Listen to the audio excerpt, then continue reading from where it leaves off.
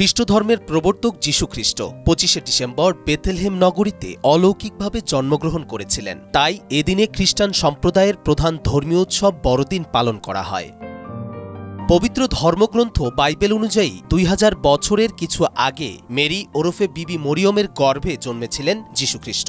একদিন ফেরেশতাদের কাছ থেকে মরিয়ম জানতে পারেন মানুষের মুক্তির পথ দেখাতে তার গর্ভে আসছেন এক শিশু। দূত শিশুটির নাম যীশু রাখার নির্দেশ দেন। যীশুর জন্মের সময় বেশ কয়েকটি অলৌকিক ঘটনা ঘটে। ওই সময় মাঠে ভেড়া চড়ানো রাখালদের কাছে গিয়ে ফেরেশতারা যীশুর জন্মের খবর দেন। বাইবেলের বর্ণনা অনুযায়ী রাখালরা তখনই যীশুকে দেখতে যান এবং উপহার হিসেবে সঙ্গে নিয়ে যান একটি ভেড়ার বাচ্চা।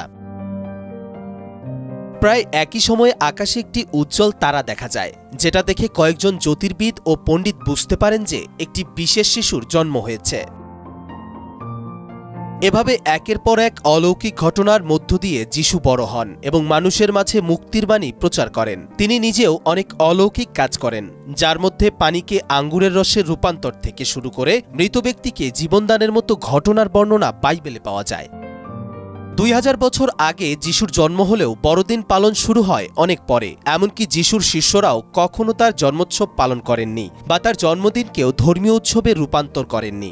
এমনকি শুরুর দিকে খ্রিস্টানদের ধর্মীয় উৎসবের মধ্যে বড়দিন অন্তর্ভুক্ত ছিল না। 2য় শতাব্দীর দুজন খ্রিস্ট ধর্মগুরু ও ইতিহাসবিদ ইউরেনাউস ও তার্তুলিয়ান বড়দিনকে খ্রিস্টানদের উৎসবের তালিকায় যুক্ত করেন। 200 খ্রিস্টাব্দের দিকে মিশরে প্রথম বড়দিন পালনের প্রমাণ পাওয়া যায়, আর এভাবেই পালন শুরু হয় বড়দিনের। কবির চৌধুরী জয়, মাই টিভি।